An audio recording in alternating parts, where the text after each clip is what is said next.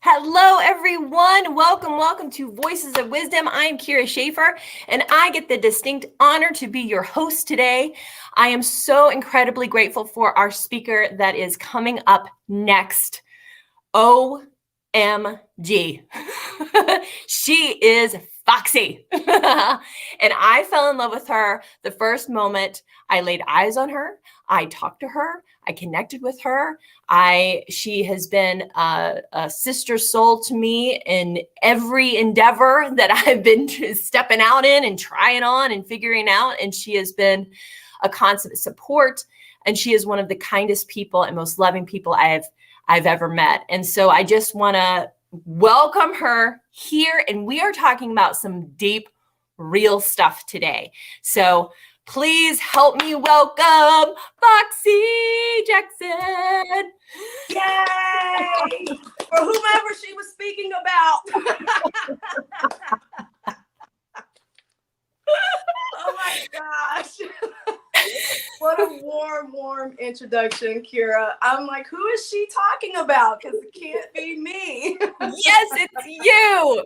Yes, it's you. And those of you who are popping on right now, please say in the comments, say hi to us. There's going to be plenty of opportunities to ask questions. So please let us know you are here and with us. Say hi. Absolutely. Foxye, tell us about you. So forgive me as I fan because I'm doing that Marilyn Monroe thing, where the hair blows and the Beyonce and all that because it's hot. I've been setting up for this, and to be honest with you all, I'm very I'm having a menopausal moment, I believe, because I'm a little perspiring. I said I was going to get dolled up. I got dolled up, but it was a very difficult process to do that and stay cool. I hear you. I hear you, baby. Oh, man.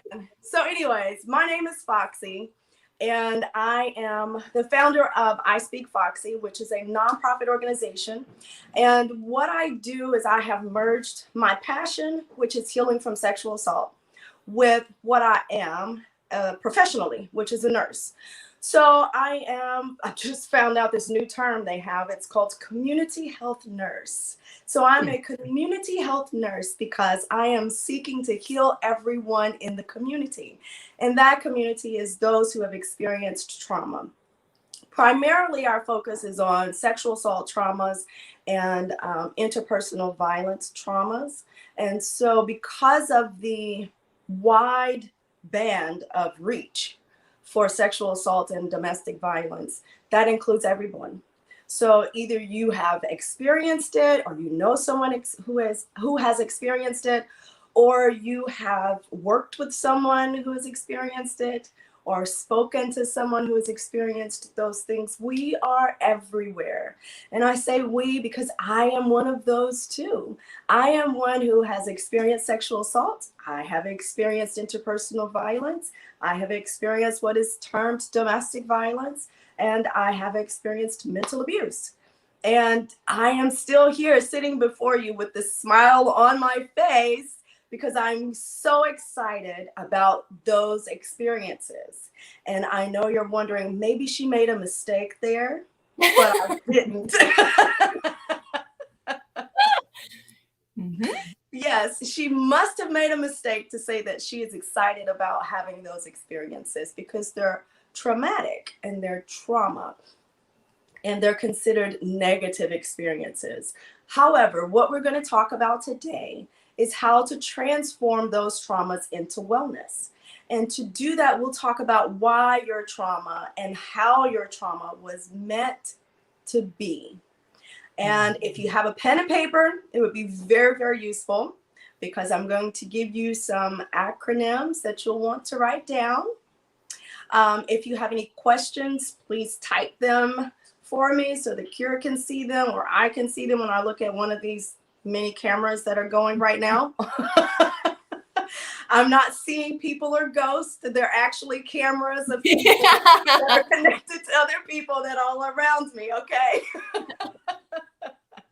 So put your comments in there, put your questions in there so that when I pause for questions or poll for questions, then we can answer some of those. If I'm not able to answer them, on this live. I will get to them afterwards. I will either inbox or post in the place that you've made the comment. Okay. So perfect. I'm going to let you take it away. I'm going to hop off here so I can manage the background. And okay. I'm so excited for this talk. Love you. Me too. Mwah.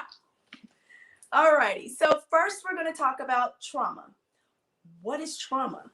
Everybody has their own opinion of what trauma is. So if you're online somewhere, just type in there what your description or your definition of trauma is. What does that mean when I say trauma?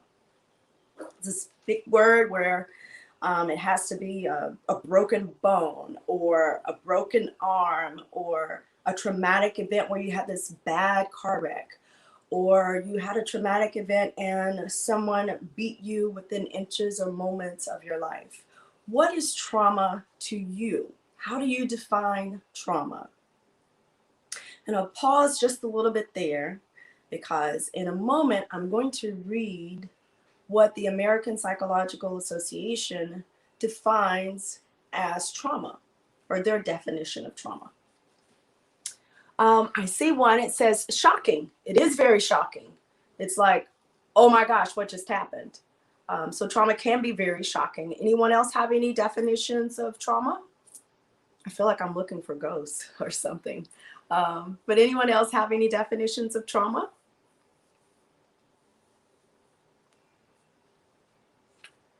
Okay, I don't see anyone typing yet. So I'm going to go ahead and read pain and fear, PTSD. Yes, I'm very familiar with those three, especially the pain, the fear, and the PTSD. In fact, I have experienced all three of those and some more of those things.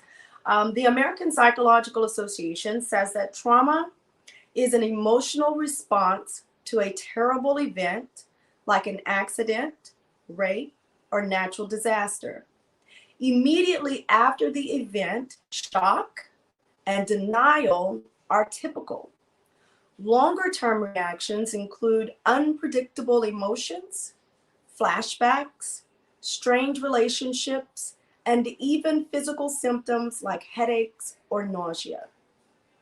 So one of the things that I wanted to talk about when you look at that definition are examples of trauma, because many times we judge our trauma based upon what someone else has defined trauma as.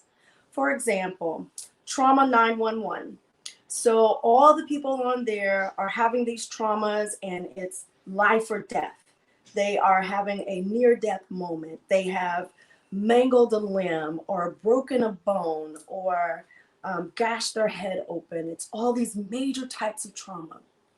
In relationships, the woman has been stabbed 15 times, or the man was shot in the head by his ex-girlfriend, or the girl was pushed down the stairs and she lost her baby. These are like huge traumatic events.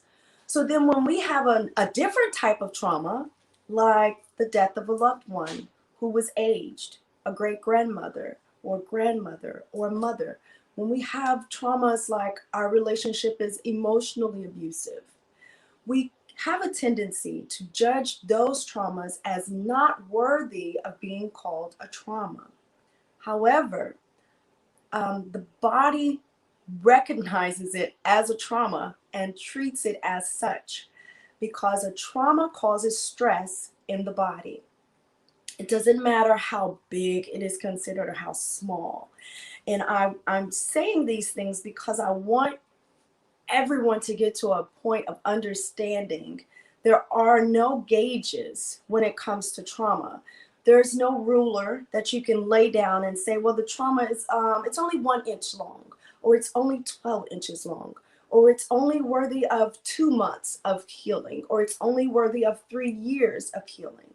Trauma is individual, and each individual must heal from that trauma in their own way. For example, my son, my very, very oldest son, died from a skateboarding accident when he was 12. He was actually out of town with his other family when I got the phone call that he had passed away. How I handled that trauma may be very different than how I handled the trauma of being sexually assaulted by a husband. For me, there's no weight. However, my ideals of death and what death means, for me, death is a new beginning. Death means that you've done all that you needed to do in this life, and now it's time to go on to the next life. So my ideals surrounding death are more peaceful. They're more gentle. They're more of a release. I am better able to cope with death than I can maybe a sexual assault. So for me, the trauma of the sexual assault is more devastating to my body, my mind, and my soul than the loss of my child. For the next person, that may not be true. They may not have that same ideal. The death of a child may put them in a state of depression and anxiety for the rest of their lives. It may cause their heart to become enlarged, or their heart to attack and say we're having a myocardial infarction or a heart attack. It may cause their blood pressure to rise and their brain to not be able to handle it and they have a stroke. It may cause them to have seizures. It may cause them to not be able to digest that moment, and then they begin to have ulcers, or they have Crohn's disease or digestive diseases where they're constantly constipated, or they have bouts between constipation and diarrhea. And I say those things because there is a definite connection between your body and your mind, between your body and your soul. It is all connected. They cannot be separated.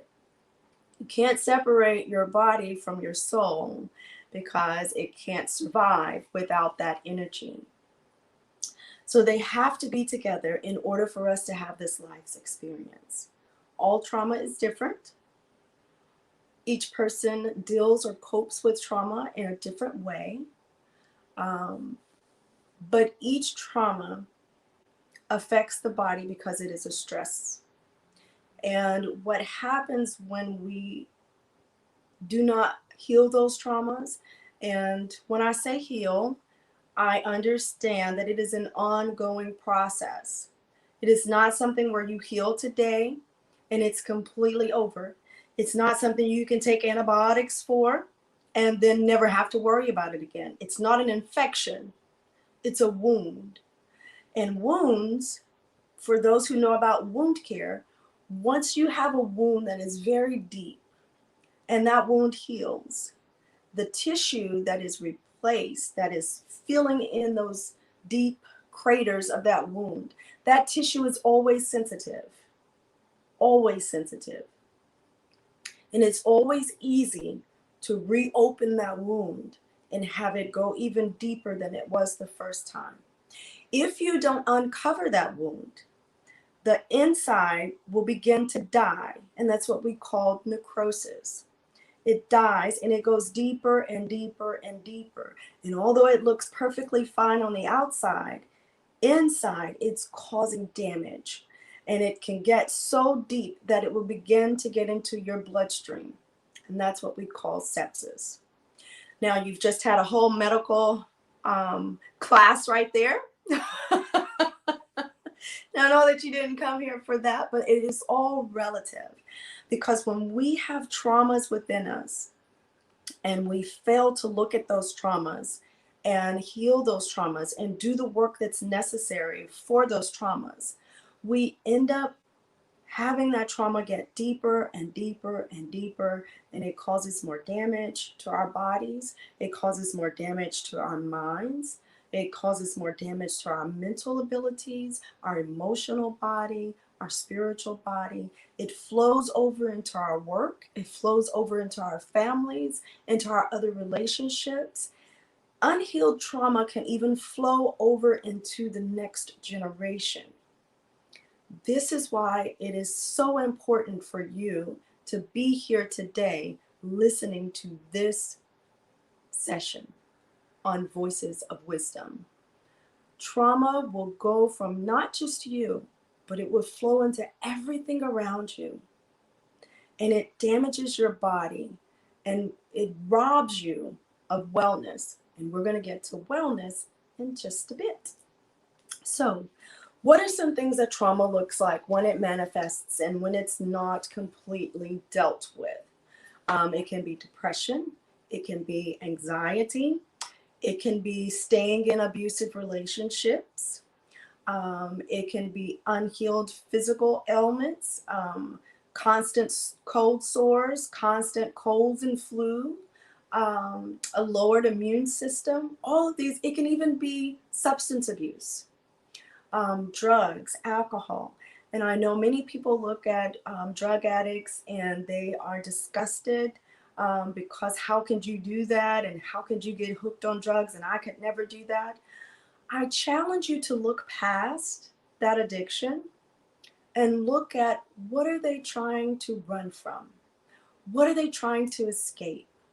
What trauma happened that made them feel like they needed to escape? That is called love. And we'll get to that in a little bit too. So we've talked about examples of trauma. We've talked about definitions of trauma. We've talked about what trauma looks like, what trauma does to the body. And now I want you to write down this acronym. And the acronym is for the word trauma. That's TRAUMA. Because now that we've talked about different traumas, now that we've talked about how they affect our body, we've talked about trauma as an analogy to an unhealed wound, we're going to define trauma with an acronym. And that acronym, the T stands for terrorizing. The R stands for reflections. The A stands for almost. The U is unimaginable. The M is manifestations. And the A is agony. So it's terrorizing reflections of almost unimaginable manifestations of agony. And agony is suffering. When we go through a trauma, it is a terrorizing event. It is agony. When we go through it and we don't heal it or we don't understand it, it becomes unimaginable. It becomes a reflection of that over and over and over again. I have a friend who lost her daughter, and it was a shooting. And instead of, well, I won't say instead of, but her way of dealing with that is to constantly remember her daughter as being someone who was shot and killed and taken away from her. I did the same thing with my second husband. My second husband drowned. And for a long time, every time I would think of him, I would think of him scrambling to get from the bottom of this pond of the water. I would think of how the manhole was sucking him down as he was trying to climb out of this water. I would think of the terror, the agony that he must have experienced, not being able to get a breath. I would think of the things that may have gone through his mind as he was trying to scramble out towards air that was just within reach. And I would hold him in that moment of agony, because that's the only way I could think of him, was in that moment of agony. And one day I was sitting with two of my friends, and that ex-husband showed up, and in spirit. He showed up in spirit, and the friend that was sitting across from me had never met my husband. I had never met him, never known anything about him. And she asked me about someone in spirit who was riding a motorcycle. And of course, he was the first person I thought of, him riding a motorcycle. And she said he wants to ride his motorcycle. And I began to cry because I had kept him and myself in that agony. I had constantly reflected upon that one moment in life, that moment of him dying. And I had held him and my memories of him in that one moment. And when I allowed myself to release that moment, I allowed myself to birth new energy into that moment. I was able to envision him riding his motorcycle in the next life. I was able to remember him smiling and playing basketball and joking and us having fun and going fishing and me being on the back of that motorcycle scared for my life. I was able to remember the better moments. And so I was able to hold him in happiness. And when I did that, I began to feel wellness enter my body. And that's where we're going to go next. We're going to go to wellness. What is wellness? Type in your little answers, and we will compare those to the definition that the National Wellness Institute has created for wellness. What is wellness? And as you're typing that, if you have any other questions that you want to post in there, Kira, if you see any other questions that I can answer in this moment, that would be much appreciated. If there are no questions, we'll move on in a little moment. I can't hear you. You can't hear me. Yeah, that's it. So I love this. This is incredible. I mean, I could really feel it when you spoke about that transformation that you had, and bringing in the calling in the new energy of that memory of really the truth of it, right? Yeah. That is incredible. Some people are saying, not being in pain is the answer to the wellness. Okay. Peace of mind. Yes. Wellness is peace again. Nice. There's just so much. There's so much to this, and I'm so glad that you're tackling this work because it is so vital. It's so important. Just like you were mentioning. So you were talking about the connection, basically the mind-body connection as it relates to trauma and how the long-term effects are. Tell me a little bit about, what you have maybe seen where you're like, yes, they had this trauma, and these were some of the long-term results, or even things that you've seen yourself. Yes. So one of the,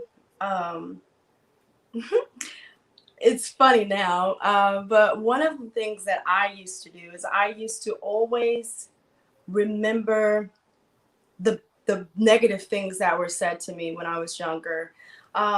And not that I've gotten past them, okay? So we won't get that misunderstanding because some of them still pop up. But some of the negative things that were said to me, I would dwell on those and it would cause me such depression because those were traumatic for me. I would dwell on the loss of my father, the loss of a relationship with my mother and other family members.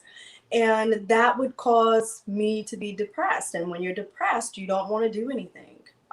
You don't eat the right foods. You want to snack. And the more snacks you get, the more sugar, the worse your body feels. It's just like drinking alcohol. If you drink alcohol because you're depressed, it only makes you more depressed because it's a downer. And so what I began to see in my body was a lot of digestion issues. I had issues with constipation, and those weren't healed until I began to see myself and understand how this trauma is affecting my body. And using that knowledge to bring myself into a state of wellness, which meant that I had to increase my magnesium levels because when you go through stress, it lowers your magnesium level. And as a result, once I start to increase my magnesium levels, I'm not as depressed. And I said as depressed because I do still have parents, okay? Yeah. And I don't have the constipation, but I've learned to listen to my body. So even though I don't recognize something as, oh my God, this is a stressful moment, my body will begin to respond the same way as it did when I was in those moments, as a little aha, hey, here's a notice. I'm putting a sticky note up here. You're getting stressed out. You need to calm down. And then I'll recognize and I'll be like, oh my gosh, I'm getting stressed out. I didn't even know, but once you start to enter this mode of wellness, you begin to listen to your body. You begin to listen to your intuition about your body and about different experiences that you're having. And you learn, because it's a learning process, to do those things that are difficult in order to do those things that are necessary. And that's been a really huge thing for me, is being able to do those things that are difficult in order to do those things that are necessary. Beautiful. So, yeah. Yeah. Lyric is saying, for wellness, taking care of your complete well-being mentally, spiritually, physically, and emotionally. Yes. And then Nancy is also saying, thank you for sharing with us. Absolutely. Taking care of everything. Yes. And I'm so glad that people are saying, because every comment has been pretty much around the same thing when it comes to wellness. Many people, when they say, how are you? And you say, I'm well, or I'm fine, then their definition of well means without illness, or without any diseases, or without any disorders. That's not wellness. That's health. Now, if I say, how's your health? You can tell me, oh, I got a headache, my butt hurts, my leg hurts, my back hurts, my stomach ain't doing too good. I mean, I sound like I'm on life reading that godforsaken letter that came from the family. My brother died, my mama died, the dog has died, and little got cancer, like all these different things, that's health. That's health. Wellness is, how do you deal with all of that? How do you deal with these terrorizing reflections of almost unimaginable manifestations of agony? That's how we get to wellness. And then that gets us to our acronym of B. B-E. Your trauma was meant to be. How ass backwards is that? God, love you. So if you write down the acronym, the definition for B, it means to birth energy. It means to birth energy. Your trauma was meant to birth energy. When you birth something, you are merging the physical with the spiritual. You are putting that connection together. A woman births babies. And in order to birth that baby stays inside of her for a number of months to develop. And then when it comes out and the baby takes its first breath, that is a complete merge of the physical body with the spiritual being. That soul now is living inside of that little bitty body so that we can nourish that little bitty body so that it can take care of itself one day. Yeah. So birthing energy means that we are going to use this trauma and we're going to tackle the understandings of that trauma, the lessons of that trauma. Not that, oh, he sexually assaulted me, so I got to learn my lesson. That's not it.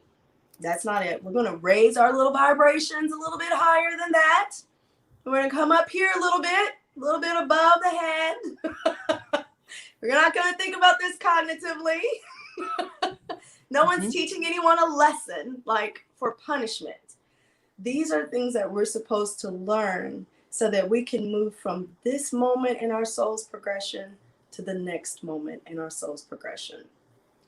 I'm going to use one example, and then we'll talk about different ways that that wellness can show up in our lives. Okay, so, I'm gonna pop off so you get. Okay. All right. If I see more questions, I'll let you know. All right. So one of the things that my mom used to tell me when I was younger, um, living at home, she would say, "You have a lot of book sense, but you don't have any common sense." And that would really hurt my feelings. That is obviously something that stuck with me because I'm in my 40s now. And she said that when I wasn't even a teenager, or maybe I was a teenager. But because I had straight A's in school, that is where that comment came from, was that I had all of this book sense and no common sense. And common sense is what is defined, well, I'll get to that. So I had all this book sense and no common sense.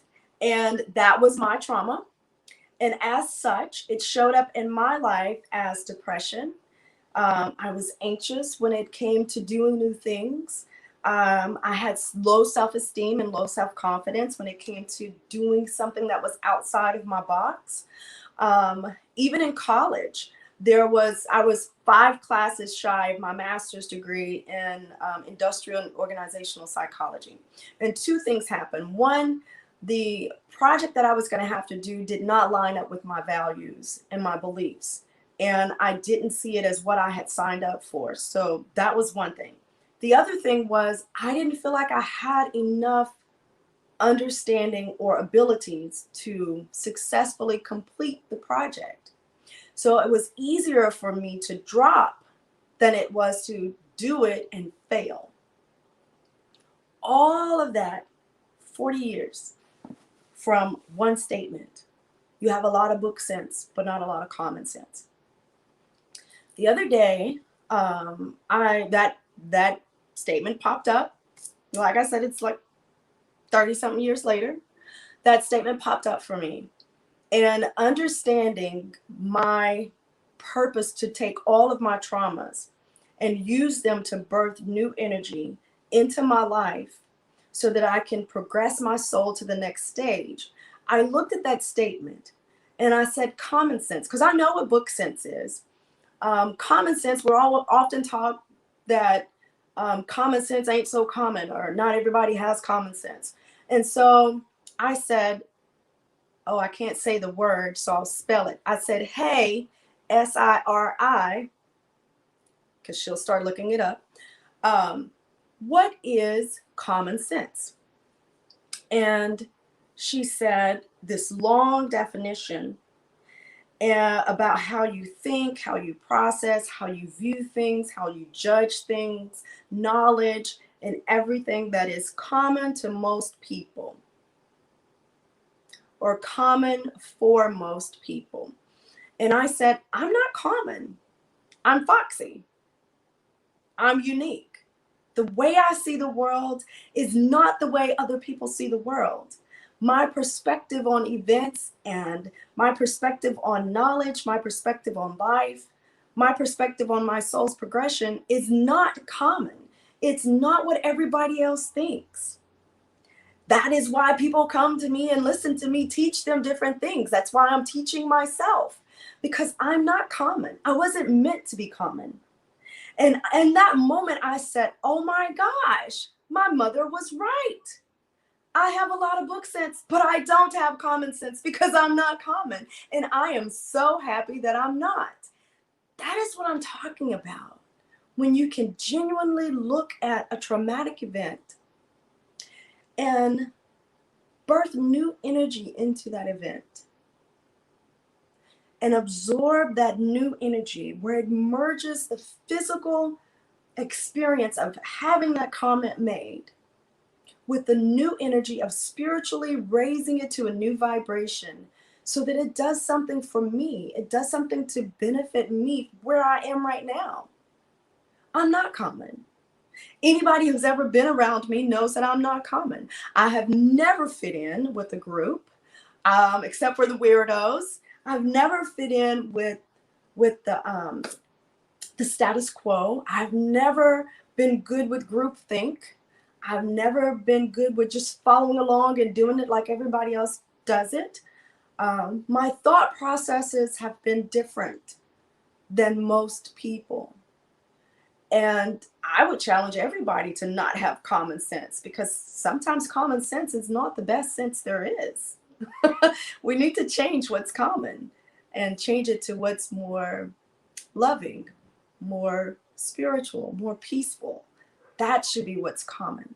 And that's our challenge. So, on nationalwellness.org, that's somewhere that you can go if you want to look at um, various dimensions of wellness. They have a whole website that is designed around wellness and what that means, how it's designed, how it's defined, ways that you can express wellness in your life. And I'm going to go through just some things that I've done in my life to bring wellness to me. Spiritually, I have chosen my own path of beliefs. I have chosen spirituality. I've chosen to reconnect with the Native American side of my legacy, of my lineage, of my generation of spiritual guides. Occupationally, I'm always going to be a nurse. I have tried to get out of nursing, and every time I try to get out of nursing, I find a new specialty in nursing that is like, oh yeah, that's me, that's me, that's me. And so I'm always going to be a nurse. However, in being a nurse, I have choices. And I choose to do things in nursing that line up with my beliefs and my values. For instance, I work in emergency medicine because I believe that food should be our medicine first. I believe that people should be taught to use nutrition in addition to their medications so that eventually they can get off of those medications. I believe that people should be taught about how to eat, how to make food choices that are beneficial to their body. We have to take care of our body. That's another aspect of wellness. We have to listen to our bodies and give our bodies what it needs to be nourished, what it needs to be healthy, what it needs to get its own fountain of youth. So in emergency medicine, I give medicines that are emergent. I give medicines that are necessary for right now. And I'm okay with that. I can sit well with that. I can go home after work and say, I've done my job. I also deal with sexual assault. I talk about it. I read about it. I write about it. I take breaks from it. Yes, as healers, as people in the community, as servants of the community of the peace, we have to take a break. I also got a therapist to help me with those things that are surrounding emotional areas of my life. Emotionally, I sit with my emotions. I feel my emotions. I allow myself to create a safe space for me to be emotional and be okay with being emotional. I teach my children that it's okay to be emotional. It's okay to express your emotions. I read books about those things, which leads us to the intellectual part. Challenge your mind. Do things that raise your awareness of certain knowledge. If there's something that you want to do, learn about it. edX.org is free education. Udemy is free, it's low cost education of different topics that you can learn about. Go to the library, pick up a book. If we weren't recording, I would walk you through the house and I would show you all the books that we have in this house. We have no space for sofas and stuff because we have so many books on so many different topics. Pick up a book. Learn something new. My children I was telling them about crocheting as a child, and so they wanted to learn how to crochet. They got some yarn, they got a crochet needle, and they went to YouTube. And now they are starting their own business of crocheting hats and scarves and blankets, and they're amazing. They are amazing. They knit, they bought a loom, they learned how to do all these different things. Those are ways that you use these things to bring yourself into an expression of creativity, an expression of new energy that merges those things in the physical with those things spiritual. Now, I cannot leave this without talking just a few moments about sexual trauma and sexual violence. And I wish I had my heart with me, but I guess that's why I don't have it. So when we talk about sexual assault, many people don't talk about it, first of all. And when they do talk about it, they talk about it from a perspective of victim or survivor. When I speak of sexual assault, oftentimes you will hear me say people who have experienced sexual assault, because I feel that as someone who has had that experience, we are now warriors. There's a time when you're a victim, and I was a victim when it happened to me. I am a victim by law. There comes a time when you're a survivor, and that was a long period for me. That's those moments where you are trying to find your reality again, trying to, hold on, trying to find your space in life again, trying to redefine who you are after this sexual assault, because it changes everything about you. It changes how you see the world, it changes how you feel, it changes how you have sex, it changes how you relate to other people, whether that's intimate, romantic, or on a friendship or a work related relationship. It changes everything, how you see everything. And it was a moment of surviving, or getting just from one moment to another, of surviving from being so depressed that I was suicidal, to getting to a moment of I'm anxious because I'm scared of what's going to happen in the future. Just surviving those moments. Now I'm in a place of being a warrior. And what I mean by that is I'm in a place of being compassionate toward myself. If you're going to be a warrior, every person who has gone to war, they have to have compassion. They have to have something that that wells up inside of them, so that they, can you bring me my heart? So that they can use that as motivation, as fuel, to do what is necessary for them to do in order to come home, or do what is necessary for them to do in order for them to benefit the person that they're being compassionate about. For example, when we had 911, many people joined the military because they had compassion on their families, on the families of others, on the whole American people. And that compassion towards those people made them go across the ocean. Thank you, sweetheart. Made them go across the ocean and fight and do what was necessary. No one joined the military saying, well, I'm sure there were some, but ideally, their first thing wasn't, I'm going to join the military so that I can kill. The thing that came before so I can kill was the compassion they had on the people who had been killed. The thing that they didn't like. And this was their solution to do something about that.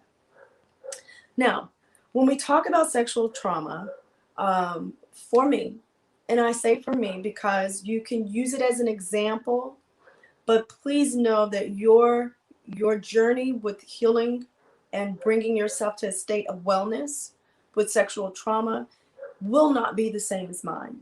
It will not be the same as the next person. So this is my heart. If everyone can see that, I'm gonna show it to the people over there and the people over there. Whoops. So this is a blue apatite in the shape of a heart. It's very heavy. I bought this in a store. First, I left it in the store. I went to the car. I felt like, oh my gosh, I left it there. I got to go back.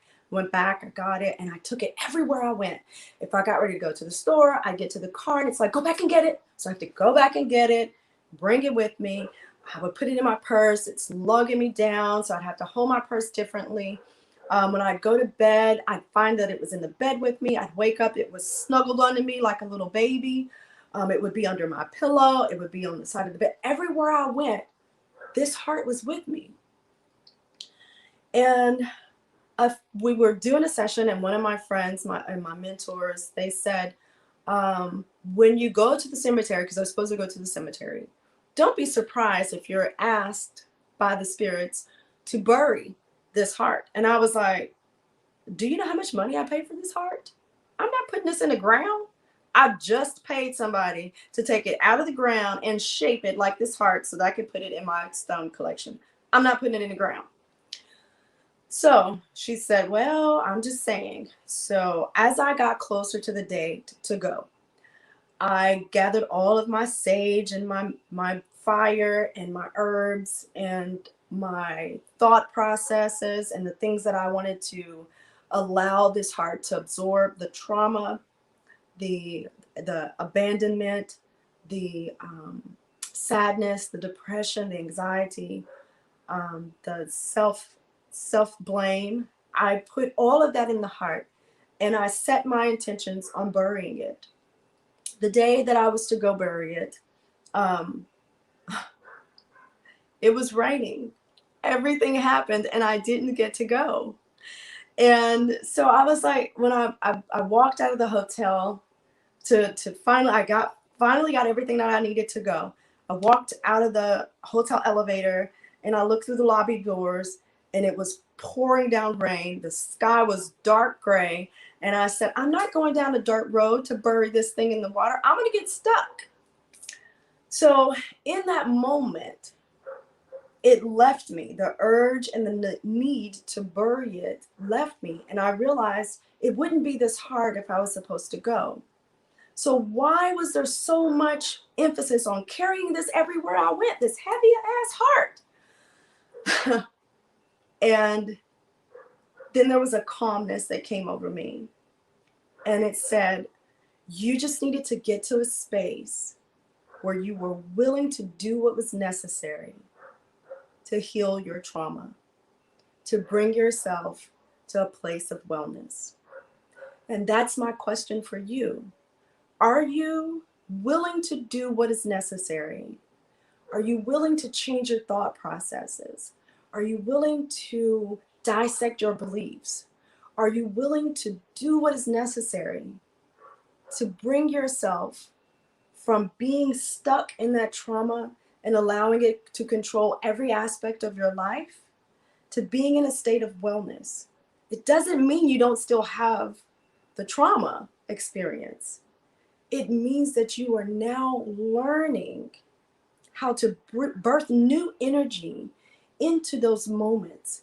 And you're learning how to bring yourself from being in a state of continuous agony, continuously agonizing yourself with this traumatic event, to a point of being creative with those events, being creative and learning how to share this with someone else, learning how this little heart cost me a lot, just like my traumas cost me a lot. They cost me a lot of broken relationships. It cost me a lot of nights of crying until my eyes were swelled shut. It cost me a lot of not being able to do my work because I was crying so much or I was so depressed. It cost me a lot of wondering, how am I going to get this suicide done without my children finding me? It cost me a lot of journals, a lot of pens, a lot of friends. It cost me so much. And then I had to realize, am I willing to bury that? Am I willing to erase the definition of Foxye as someone who's been in a traumatic experience and recreate who that person is from scratch? Am I willing to release that? And I am. I am. And once I got to a place of being able to release it, there was a certain place of stillness within me. There was a certain place of peace. And for me, peace, if you ever get a chance to look at my logo, underneath the little butterfly, it says peace, pure energy, and creative empowerment. That's what I'm here to do. I'm here to use pure energy and creative empowerment to facilitate other people's wellness as I facilitate my own. That is all I have today. Of course, there's more because I could talk for hours. However, Kira's given me one. Okay.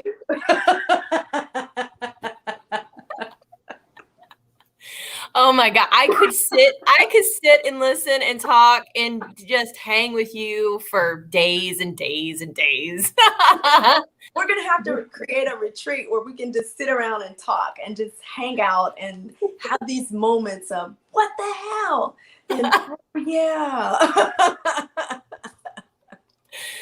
I love this so much, Foxy. Thank you so much for being here and lending your time and energy and expertise and wisdom and really authentic love and connection that you have for the people that you work with and for the people that are in your sphere of influence, because we all feel it. You know, we really do. We feel, I can't speak for everyone, but I think they would agree, is just having your friendship and having your love in my life is probably one of the most important things to me. So I want to thank you for showing up in this world, in this life, considering all of the things that have happened in a way that is full of integrity and full of peace. It's so hard. And even as you were speaking, I was thinking about, because I think that the majority of women in this life have had some kind of traumatic experience, especially sexually. It is why the Me Too movement happened.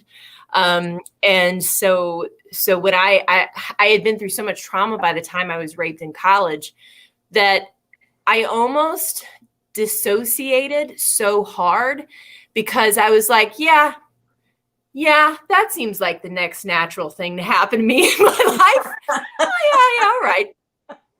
Yeah, no, this seems right. Yeah. And it's, so it's kind of interesting how it all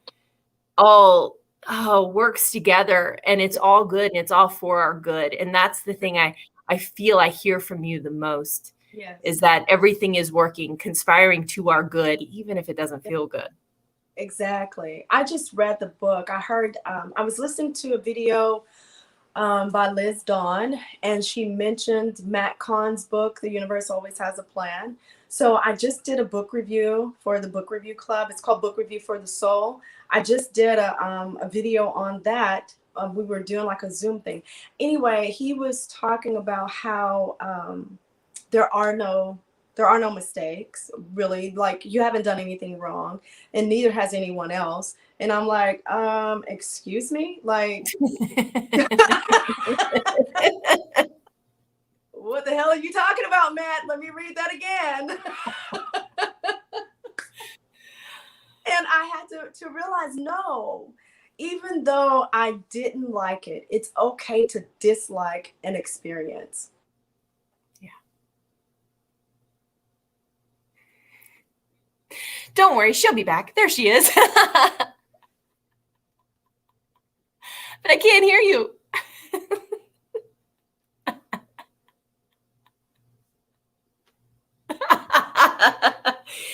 If anybody's curious, Foxy is cussing right now. No, I still can't hear you.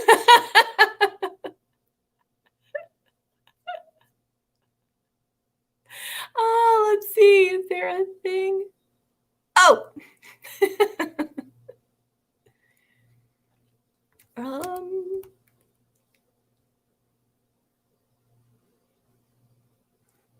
That's Janae is laughing at us.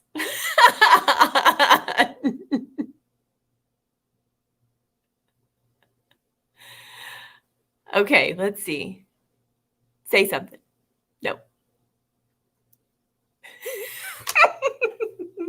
Okay, so when we have technical issues and difficulties, we do our very best to get through them. So I think, let's see, hold on. I'm going to just say a few things that I'm seeing in the comments while you're working on it. Let's see. So Nancy is saying, wow, I just talked to my therapist about this. Mine is more emotional. I'm sorry for what you both went through. Yeah, a lot of people have. I love your attitudes, she says. You might be able to go out and come back. I'm going to remove you, and then we'll go from there. Let's see. Maybe if I add you to the stream again.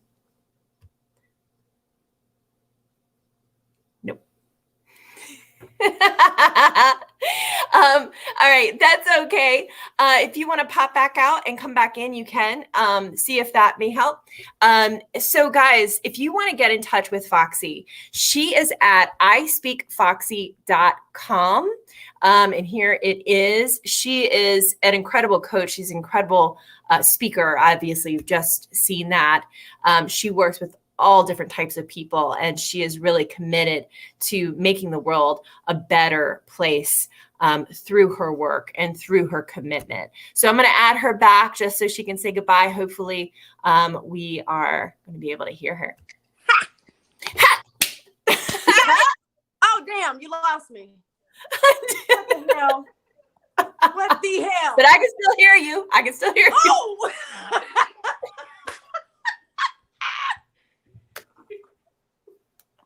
Well, now they know I'm the same on camera and off camera. Yes. You want Foxye? You got Foxye. Let's see what Janae says. I love the example of just getting to the place of willingness to let go. Yes. That is huge. That is huge. That Just the willingness. You know, I was talking to somebody recently and I said, you know, she said, well, are you willing to forgive? And I said, can I be willing to be forgive? She's like, that's a good start. That's a good start, but it's not the end all be all. So, Foxye, you know, on the word of forgiveness, I have learned, I have come to a place of forgiving my stepfather. But it wasn't like most people think of forgiveness. It wasn't like, oh, it was okay. You know, I understand why he did it, blah, blah, blah. No. I still hold him accountable for what the hell he did. However, for me, I forgive myself for allowing those emotions to control my life for so long and allowing that trauma to affect me for so long. That's my forgiveness. That's he'll whatever. So what are some final things? And then I've given them your website for them to connect with you. Okay. And any last words for our friends here? And then we'll head off. I would just say learn. Well, not really learn, because that's like you got to take a pen and a paper. Journaling is good. Meditation is good. Mindfulness is great. Loving yourself is best. That's what I'll say. Loving yourself is best. We have to come to a place of loving ourselves just like we love other people. It's easy to love everybody and hug them and give them good words of affirmation and tell them how wonderful they are, and then look in the mirror and we can pick out every blemish, every shortcoming. We have to give ourselves the same love that we give to everybody else. Yeah, that's huge. That's huge. And I just want to take a moment. Foxye mentioned Liz Dawn. I just want to take a moment. We are both so incredibly grateful to Liz Dawn Donahue from Celebrate Your Life for sharing the message today for Voices of Wisdom. Thank you so much for being someone who's always contributing to having voices be heard in this world. Yeah. Absolutely. I love it. Foxye, you stick with me because I still want to talk to you for a few minutes because I want to talk to you. Everybody, me too. Yes, everybody, thank you so much for joining us. Please join us again tomorrow. We're going to have another episode, and I cannot wait to spend more time with our friends. All right, everyone, take care. Have a beautiful day. If you need anything from Foxye, go to ispeakfoxye.com and connect. Absolutely. Bye. Bye. Bye, y'all.